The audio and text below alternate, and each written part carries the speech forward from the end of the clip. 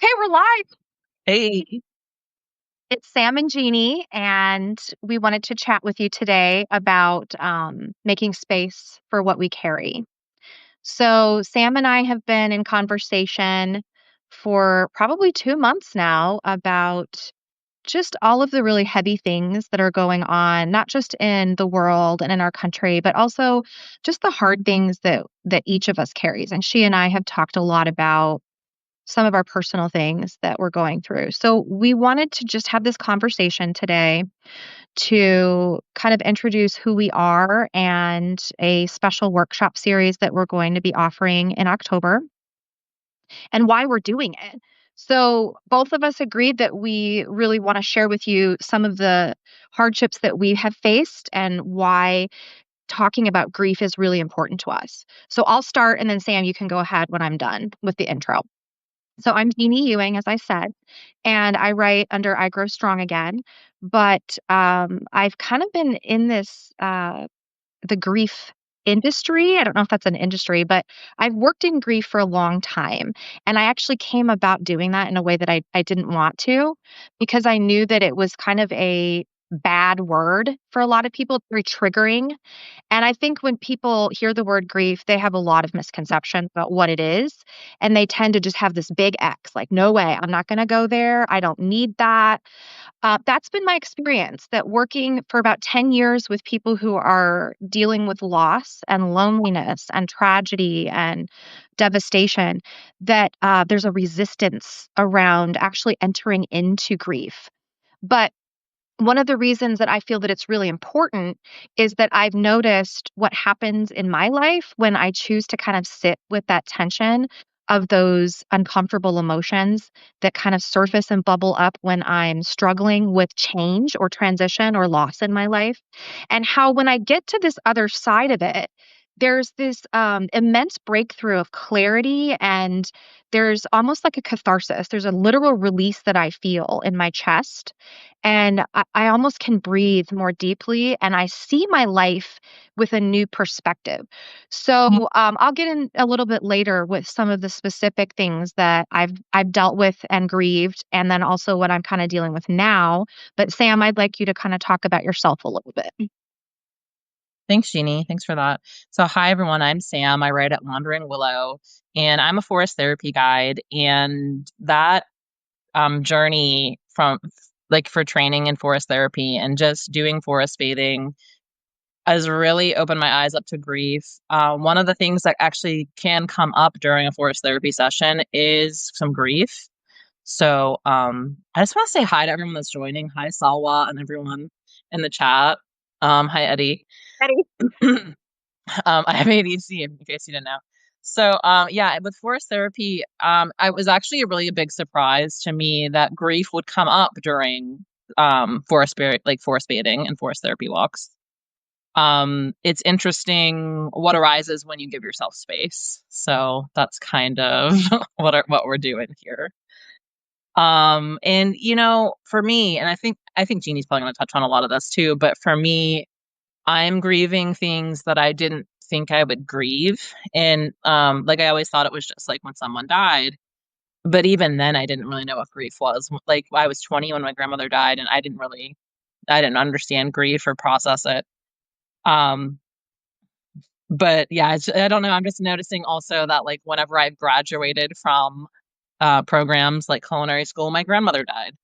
And when I became a forest therapy guide, my grandfather died on graduation day. So there's just like a really weird sense of completion, and then there's death and grief. So I have weird ties to grief, I guess is really what I'm trying to say. Mhm. So why do you think it's important for us to do this workshop now, Sam? Well, now is better than never. So why is it important now? I think there's always a time for like grief and processing grief. And I mean, like, we're in it, right? Like, we're in it right now. Even just doing this workshop, I'm learning so much about grief and like in myself and what it means to grieve and what it means to like lose identity and things and like grieving identities of myself, you know? It's really wild stuff. Yeah. I'm glad you mentioned that because you said, like, when you were introducing yourself, that grief is not really what we think it is. And it kind of manifests in different ways from different losses, and how grieving can also, it's really heavily tied to our identity. And I'm glad you brought that up because I don't think a lot of us realize that. I know that when my daughter Sarah was born almost 13 years ago, I was plunged in this pretty dark state of mind, and my emotions were all over the map. I felt like there was just this tornadic swirl of them inside of me. And I spent the first 2 weeks of her life on the couch, and I was wallowing in this place that I didn't recognize. And a lot of people told me, "Oh, you're clinically depressed. You need an antidepressant." My doctors told me that when I had my postpartum checkup. And the thing about it was that I realized it felt different to me than the times in my life when I had been depressed. I wanna acknowledge that there are some overlapping symptoms with depression and grief, but they are distinctly unique. They are different phenomena. And when I thought about it more, I realized that I had attached the word grief to death. And what I realized when Sarah was born was that I was actually mourning the loss of a life I thought we were gonna have. I was actually grieving who I thought she was going to be, and I was also grieving the life I wanted to have.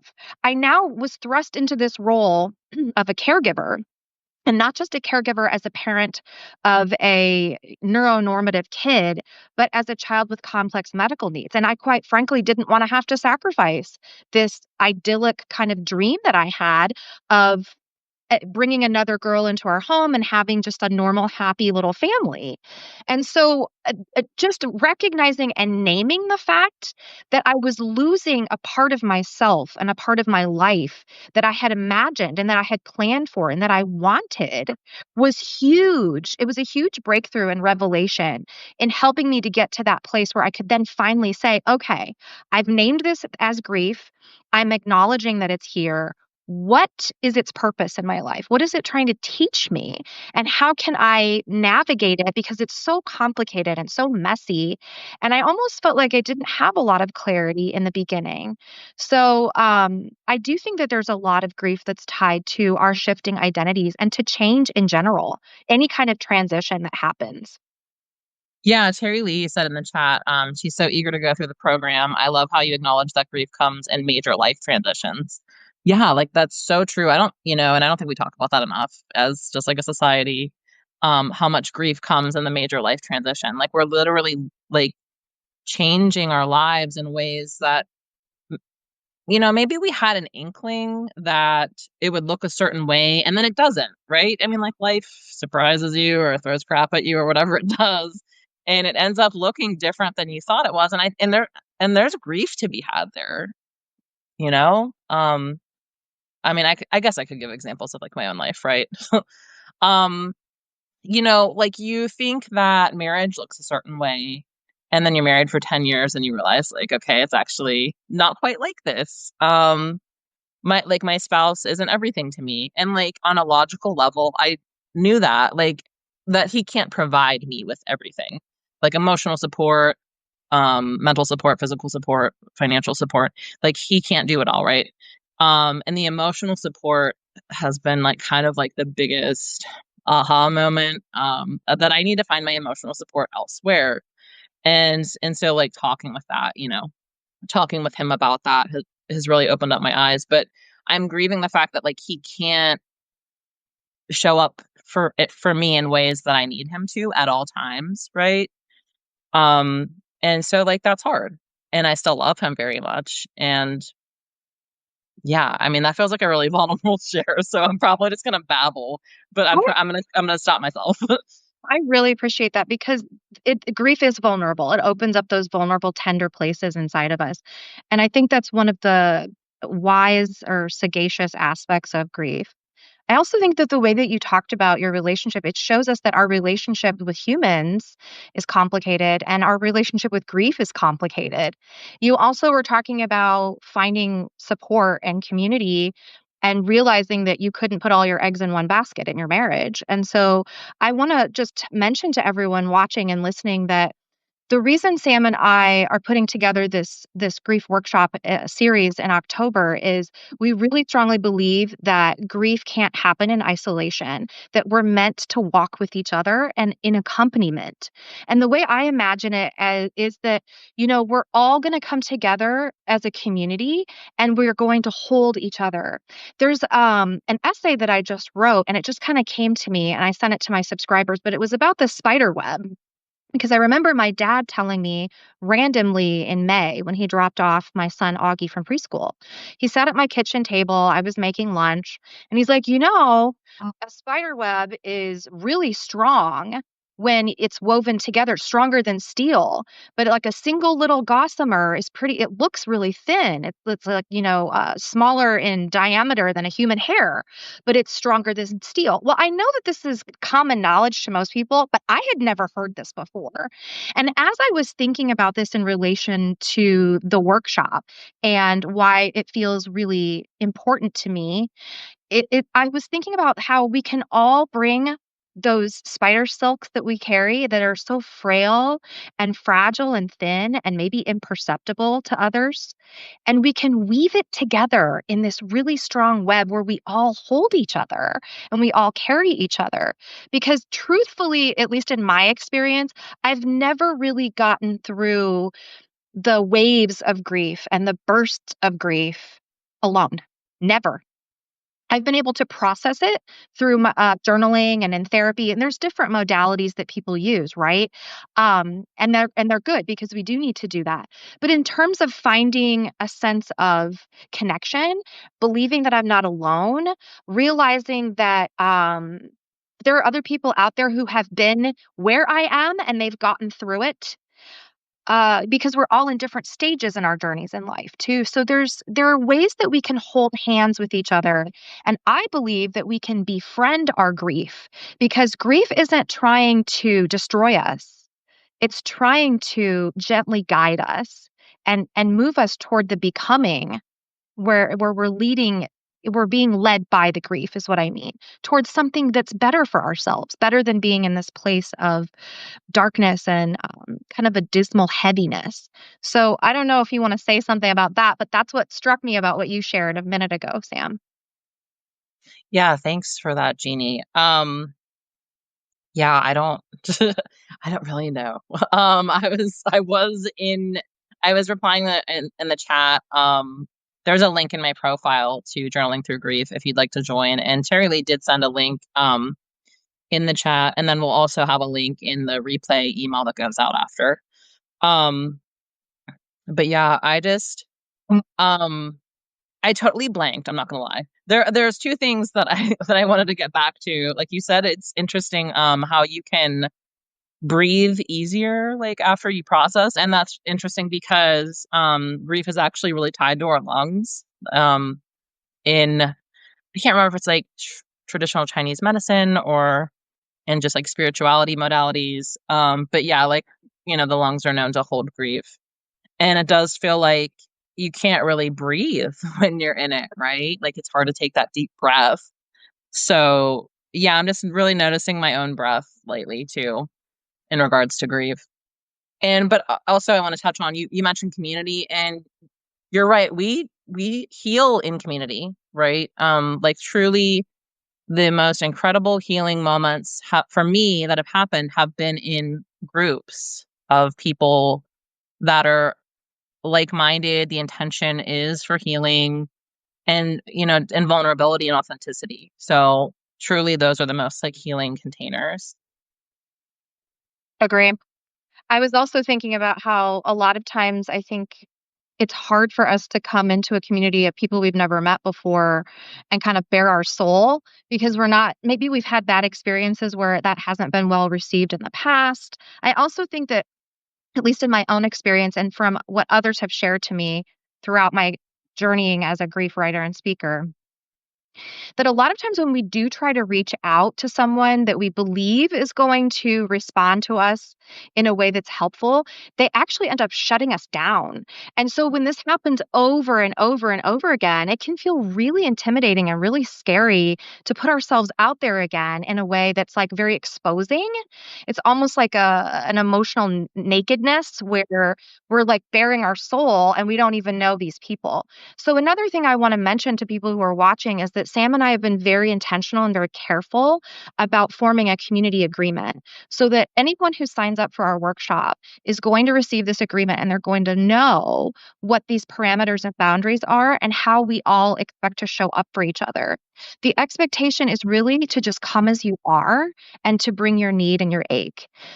We have no solutions. Sam and I are not going to tell you what to do. Nobody else in the group is going to tell you what to do. This is really just about strength in numbers. It's about allowing the grief to manifest itself in your body and through your language in the way that it needs to and wants to. And you get to share what you want to share, and you don't have to share anything at all if you don't want to. There's no expectations, there's no agenda for how you show up. It's really just like Sam mentioned, we're offering a container to hold you. We know that the world that we live in is increasingly hostile, it's unstable, it's uncertain. There are lots and lots of things going on, we all know, on the news. And to be able to actually set aside intentional time and space for yourself is a gift that you're giving yourself. And so Sam and I just wanted to be able to carve out that time in our own schedules so that we can sit with you and that we can just sit in the silence if you need to that silence. We can sit with you if you have some tears to shed. We're not going to cut you off. We're not going to minimize or dismiss your pain. We are able to sit with you in that tension and that sorrow. And sometimes grief can be funny. Sometimes there's some levity in grief. And that's also, I think, something that surprises people because we expect grief to always be heavy, but sometimes it surprises us with ways where we end up laughing unexpectedly. So we might do that as a group. We might actually share a nice hearty chuckle over something ridiculous or silly. But you know that cliche, laughter is the best medicine. I think that it can be, if it's appropriate laughter, it can really be healing and cathartic when we're grieving. Yeah, I love that you brought up laughter because, like, that's, like, totally my jam, and, like, dark humor might be my thing, I don't know, sometimes, like, sometimes, that's just where I go. The chat is really active. I wanna say hi to Sherry and Elise, and, Terry Lee seems to really be resonating with what you're saying and, like, community in a safe space. I mean, yeah, that's totally the vibe, right?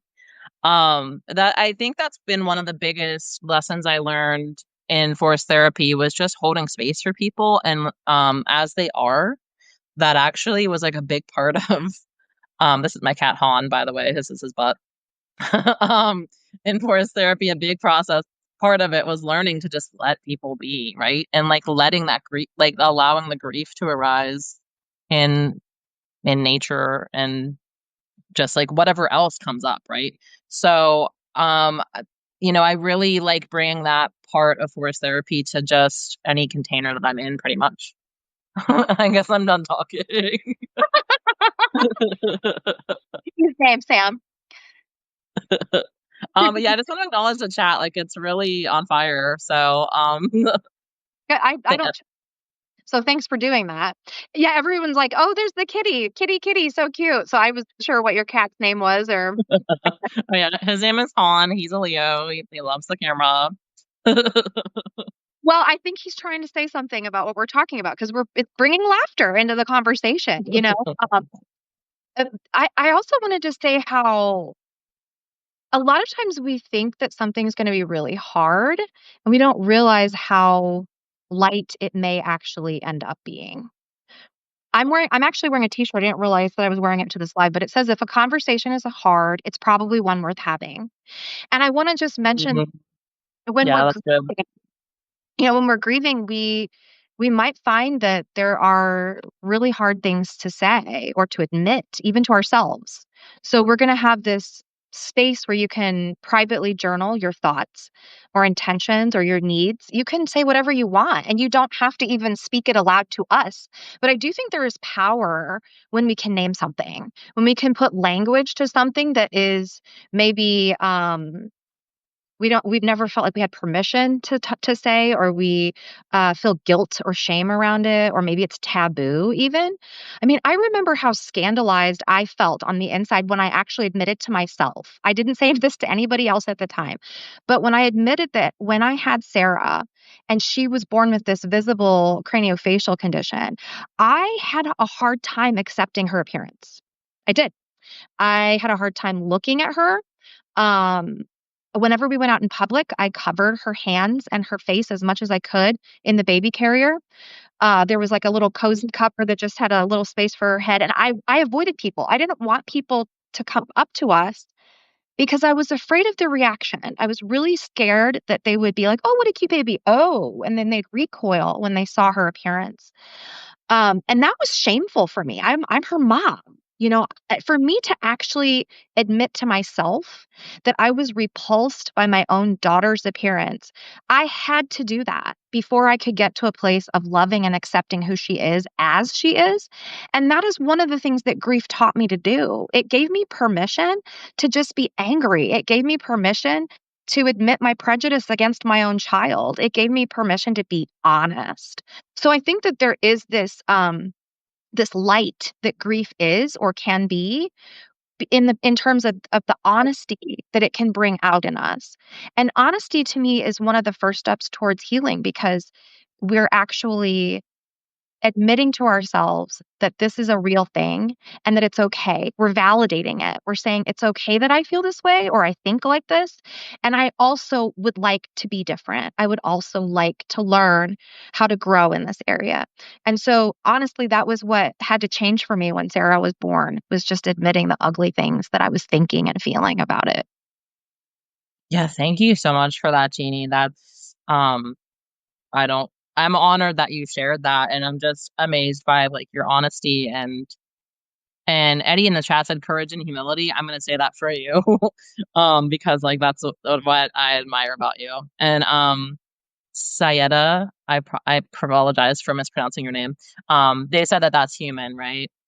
It's so human. And it's wild that, like, we kind of deny our emotions and in favor of logic. I think that's, like, what the overculture has taught us, like, emotions have no place, and so they get, like, swept under the rug, and then they explode. I mean, like, we see that on, like, on the news every night, basically, like, of how the emotions are just exploding onto others, and, I think, like you said, like, why now? It's because we need a space to hold our emotions, um, and rather than exploding them out on the internet, the world, wherever.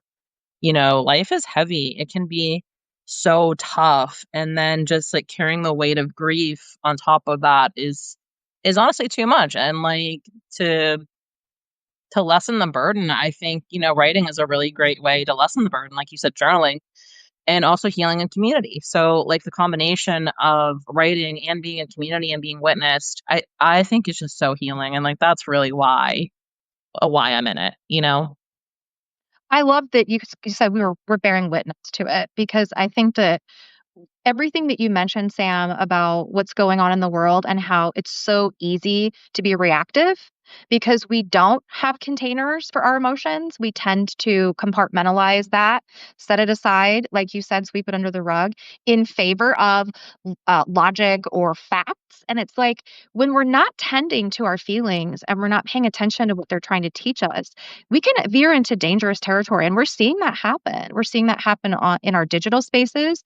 We're seeing that happen in our politics, lots of different systems, in institutions where this eruption of unprocessed grief, and I would even say collective trauma. So that's happening, right? And so what you were saying just now was so clear about why this is timely and why it's important because it is a safe space I love how you said it was a safe container. It's a safe space for us to learn how to navigate and process our feelings in a way that actually empowers us and it helps us to actually stay level-headed in times of turbulence or when other people are maybe emotionally reactive because we can attend to our own feelings and our own needs when we're more aware of them. And we can't really be aware of them until we set aside time to reflect, for introspection, and sometimes for conversation or support, like what we're trying to offer here. So, Sam, we've got maybe a few minutes left. If there's any last words you'd like to leave with our friends that are watching, and then an invitation. Yeah, Terry Lee says love you bye. So I just want to say love you bye right back. Um and I don't know, I just want to like acknowledge everyone in the chat. Like there's some really great conversations going on there. And the you use the word awareness, and that's just really hitting. Especially after like we had a call yesterday for creator retreat, and it was brought up when you're aware of your stuckness, you're no longer that stuckness. And so awareness is just like taking a step back, and I'm not gonna lie, it's really hard to get to the point of awareness. Like I've been working on that for a long time.